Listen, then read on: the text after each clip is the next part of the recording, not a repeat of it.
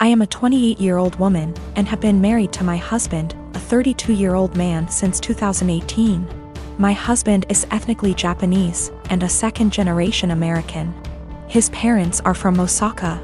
He kind of sort of half speaks Japanese, mostly sentences he has memorized / greetings. And his parents speak great English. On the other hand, I lived in Japan for 3 years, so I am conversationally pretty good.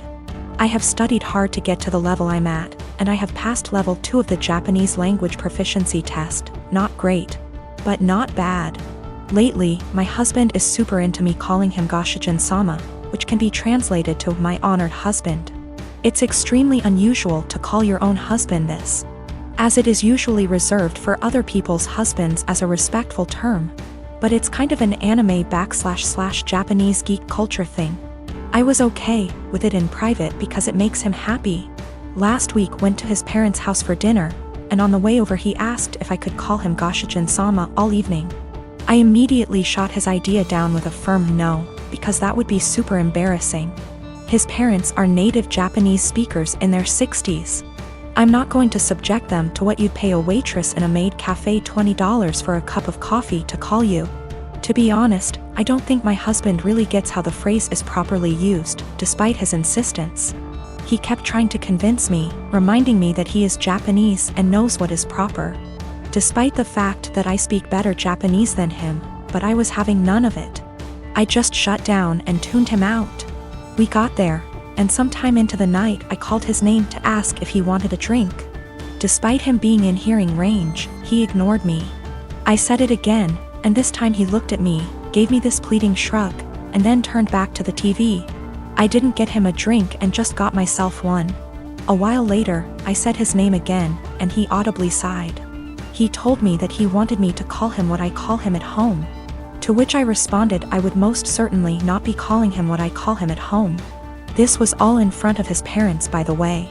On the car drive home, I told him that I wasn't going to call him Goshijin-sama anymore because he can't draw the line between fun, playful couple stuff and his parents. He has sulked for the past week and I don't even know what to do. Normally I would not even consider the possibility that I was wrong here, but he's normally a very rational, reasonable, and respectful person. I feel like I'm being gaslighted and don't know what to do. I've had this crush on my coworker for a few months now, and it's really not good. We only see each other in passing, and he's only talked to me once about something work-related. Even though we don't talk, we do look at each other sometimes, so we notice each other's existence. He's very outgoing and friendly with other people on my team. He's also very attractive. I enjoy being around him, but I'm way too nervous to talk to him. Honestly, I basically just admire him from afar. I'm not interested in a relationship with anyone right now, partially because I need therapy to heal from past relationships first. So I'm definitely not trying to be together with him. I just like him.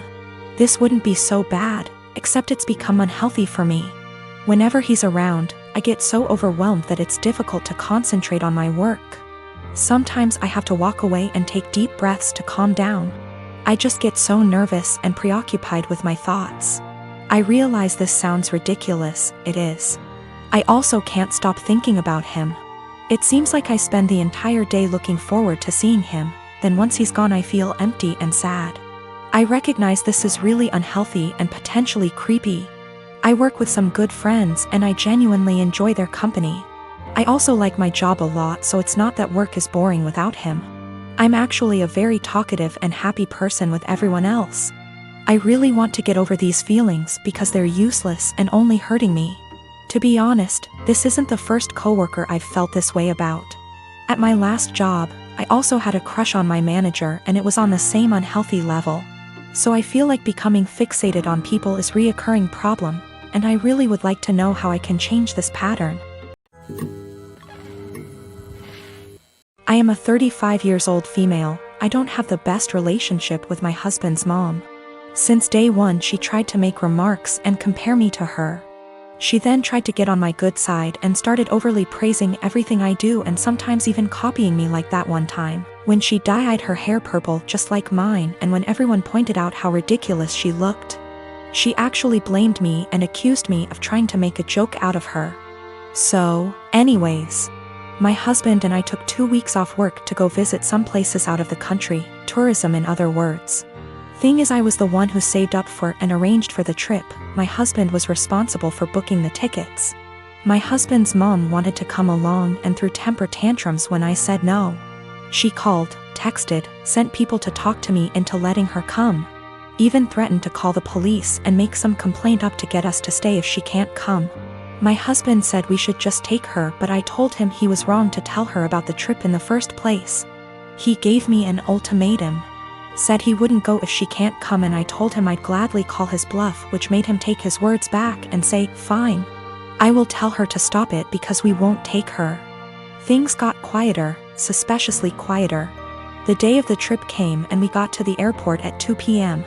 My husband was walking ahead of me and was looking left and right like he was looking for someone. I asked him, but he didn't respond. He led me to the waiting area, and first thing I saw was his mom standing there with her luggage. I froze in my spot. I felt a cold wave washing over me and I was fuming inside. She and my husband were hugging. That's when I quietly turned around and started walking towards the exit. My husband followed me while shouting at me to stop. He tried to stop me, but I told him off the harshest way possible. He tried to say I was overreacting and that his mom was there anyway and I should let it go and not mess the trip up for us. I told him he and his mom could still go and that I was going home. I went home and sobbed into my dog's fur for several minutes. Turned out he booked her a ticket without me knowing. An hour later he came home yelling and raging about how pathetic and spiteful I was to walk out and go home and ruin the trip last minute. I told him he caused this to happen. He said that I was being so hard on his mom, it's ridiculous. I refused to fight anymore, but he kept on berating me, then called my family to tell them that the trip was cancelled, and that it was because of me. My family said that I shouldn't have ruined it for myself and should have sucked it up and done my best to enjoy. Been with Stephanie for a little over 3 years. More or less relationship is good. She tends to be way overdramatic when we fight, which isn't often. But I can usually talk her down and things work out. When Stephanie and I first started dating, she mentioned a few times in kind of a mysterious, I thought it was attention-seeking, still do, way that she had some kind of mental illness or mental health struggle. Eventually, probably 2 or 3 months in, she came out and told me in a really serious conversation that she has body dysmorphia and thinks she's obese and hates herself for it. Now let me be clear, I love her the way she is, wouldn't change a thing. I don't mind her weight whatsoever. But even when she said it initially, I almost thought it was a joke. Stephanie is obese. I'm not good at guessing weight and she's never told me her weight, but I know she's 5 feet 4 inches and a size 22 in pants. She's by all standards obese. I don't mind it at all. I'm attracted to her. I think she's beautiful. I would never ask her to change a thing. It didn't come up again for a while, but last fall she took a psychology course for her college degree and they talked about mental illness, and it came back up. She came in one night almost happy, in a weird way, saying that she understands everything that's wrong with her because they talked about BD in class and it all makes sense. She has never been diagnosed by a medical professional and can't see a doctor for lack of health insurance. Ever since then, she talks about it a lot. I'm not one to poke at people just to poke, so I just let it be. But she talks about it all the time. She blames arguments we have on her BD. She uses it as an excuse to eat poorly and not take care of herself. Because she is straight up convinced that she is smaller than she is and that the person she sees in the mirror is a dysmorphic situation. She is part of an online BD support group and talks openly to me about how she's met people who finally understand her. And she gives them advice and guidance based on her struggle with BD. She's pointed to actresses like Mindy Kaling and compared the actress's body to her actual body versus BD body. And says it's nice to see herself represented on screen. No offense intended to my girlfriend, but that's not her body type. She is much bigger than that.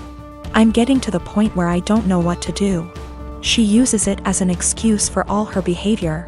I honestly don't know if she truly thinks she has BD or if she just uses it to justify herself. When we first moved in together, she would cover all the sizes on the tags of her clothes with Sharpie so I wouldn't see them. She's since stopped doing that, or only does it when she remembers. but it made me think she might be aware of her size and just tries to pretend she has BD so no one can talk to her about it. I know this is a weird situation. I'd like to get her or us into counseling, but she doesn't have insurance and goes to a community college that doesn't offer student mental health services. I'm not sure what to do.